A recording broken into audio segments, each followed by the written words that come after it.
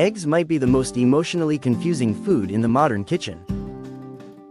One person eats 3 eggs every morning, gets perfect blood work, and starts acting like they invented the chicken. Another person adds eggs back into breakfast, watches LDL and ApoB climb, and suddenly breakfast feels like a tiny cholesterol ambush with a shell. Here is the truth. Eggs do not raise cholesterol the same way in everyone. For many of us, they may fit just fine. For others, they can become a quiet ApoB tax, especially when they arrive with butter, cheese, bacon, sausage, refined carbs, and a fiber intake that looks like a rounding error. So today we are not doing the usual internet food war. We are not joining Team Egg or Team Egg Panic. We are going to test, not guess.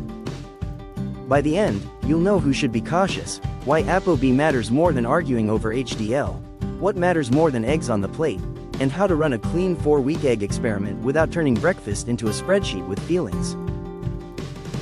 First, dietary cholesterol and blood cholesterol are related, but they are not the same thing. Dietary cholesterol is cholesterol in food.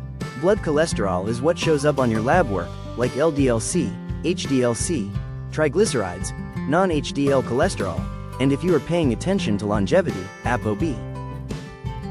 Eggs are unusual because they are high in dietary cholesterol, but not very high in saturated fat. A large egg has roughly 180 to 200 milligrams of cholesterol, but only around 1 to 2 grams of saturated fat. That matters because saturated fat is usually the bigger LDL raising lever for most people. The egg itself is not the same metabolic event as eggs fried in butter, topped with cheese, sitting next to sausage, hash browns, and white toast. Eggs are not the whole crime scene. The breakfast plate is. This is why the egg debate gets messy. In nutrition, the egg rarely walks into the study alone. Now here is where Longevity Compass gets more precise. The question is not just, did cholesterol go up? The better question is, did ApoB go up? LDL-C tells us how much cholesterol is riding inside LDL particles. ApoB gives us a closer look at the number of artery-entering particles, because each major atherogenic particle carries one ApoB molecule. Simple version. LDL-C tells us how much cholesterol is riding in the cars. ApoB tells us roughly how many cars are on the road. For long-term cardiovascular risk, the number of particles matters. If more ApoB particles move through the bloodstream year after year, that is more opportunity for them to enter artery walls and contribute to plaque. This is why the classic line, "But my HDL went up too," is not the get-out-of-jail-free card people think it is. Higher HDL does not automatically erase a higher ApoB. We care less about defending a food and more about whether the number of atherogenic particles rises. Eggs do not need a lawyer. Your arteries need good data. The next key point is individual response. Some people eat more dietary cholesterol and their LDL barely moves. Others respond more strongly. These people are often called hyper-responders, which sounds like a Marvel character who gets lab work too often, but it simply means their blood lipids rise more noticeably when dietary cholesterol increases. Same food, different biology, different gut absorption, liver regulation, genetics, baseline diet, body weight, insulin sensitivity, and saturated fat intake. Eggs are not a personality test. They are a biology test. So what does the research suggest overall? Eggs can fit a healthy diet for many people, especially when the overall diet is low in saturated fat, high in fiber, and built around mostly whole foods. But eggs are not automatically free. Some controlled feeding studies have shown increases in LDL-C and ApoB when egg yolks are added. Other studies have shown little or no negative change in ApoB or standard lipid markers. That sounds frustrating until we realize it is actually the point. The average response does not tell us your response. And that is the whole reason for the 4-week test. A quick word on diabetes and insulin resistance. Having diabetes does not mean eggs are forbidden forever, but it does mean risk context changes.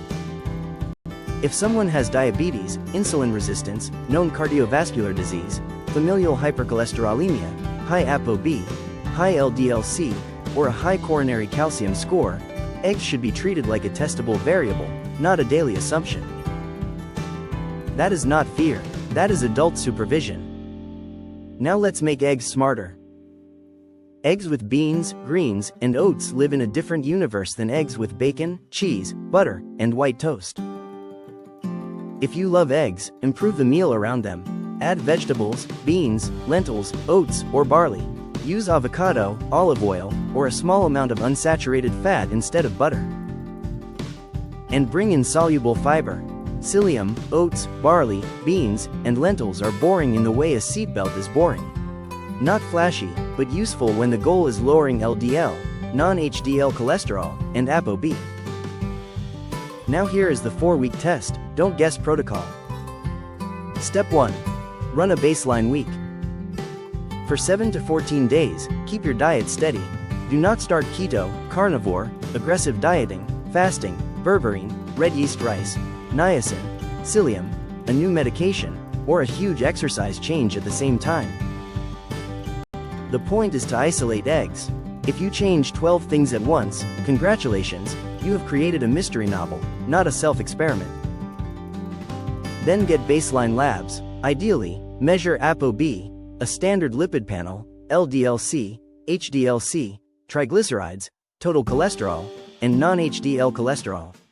For the cleanest comparison, use the same lab, similar time of day, and the same fasting or non-fasting status both times. Step 2. Choose the egg dose. Use the amount you actually want to live with. A conservative test is 1 whole egg daily for 4 weeks. A higher dose test is 2 whole eggs daily for 4 weeks, but that makes more sense for lower risk people who realistically plan to eat that amount. Do not add eggs and then also add butter, cheese, bacon, sausage, coconut oil, and a new low-carb high-saturated fat pattern. That is not an egg test. That is breakfast bringing backup. Step 3. Pair the eggs intelligently.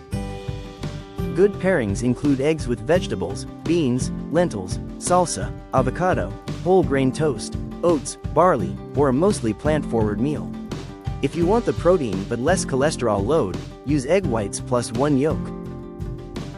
Less ideal pairings include eggs with bacon, sausage, butter, cheese-heavy omelets, refined toast, hash browns, and ultra-processed breakfast sandwiches. The egg may not be the problem. The egg's friends might be. Step 4. Recheck at 4 weeks. 4 weeks does not prove everything forever, but it is long enough to give a practical directional signal. Recheck ApoB, LDL-C, non-HDL cholesterol, HDL-C, and triglycerides. Then compare the pattern. Result A. ApoB is flat, LDL-C is flat, and triglycerides are stable. Great, eggs probably fit your current diet. Result B. LDL-C rises, but ApoB barely changes. That may be less concerning than a clear ApoB rise, but it still deserves context, especially if your baseline risk is high. Result C. ApoB rises clearly, especially with LDL-C and non-HDL cholesterol rising too. That is the ApoB tax. A tiny change may be normal noise, but if ApoB rises beyond expected variation and the pattern is repeatable, eggs or the egg meal may not be neutral for you. Result D. Triglycerides rise. That is probably not eggs alone. Look at alcohol, sugar, refined carbs, sleep, weight gain, insulin resistance, and overall calories. Now, what should you do if the numbers worsen? First, do not panic. No egg shame. No dramatic breakup speech in the dairy aisle. Fix the plate before blaming the egg. Remove the saturated fat stack first: butter, cheese, bacon, sausage, fatty meats, and coconut oil. Keep protein by shifting to egg whites plus 0 to 1 yolk. Add soluble fiber from psyllium, oats, barley, beans, and lentils. Use unsaturated fats like olive oil, avocado, nuts, and seeds. Then retest after another 4 to 8 weeks. If ApoB remains high, especially with diabetes, known cardiovascular disease, familial hypercholesterolemia, high coronary calcium, high LDL-C, or a strong family history, that is a clinician conversation. You are not pro-egg or anti-egg. You are pro-data. If your ApoB stays stable while eggs are part of a low saturated fat, high fiber, mostly whole food diet, enjoy your eggs. If ApoB rises, reduce yolks, improve the plate, and retest. Don't ask the internet, ask your blood.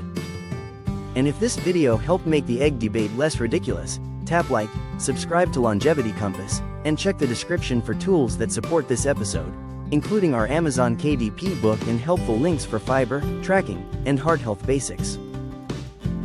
The goal is not to fear food. The goal is to build a body that gives us more strong years, more clear mornings, and fewer lab results that make breakfast feel personally attacked.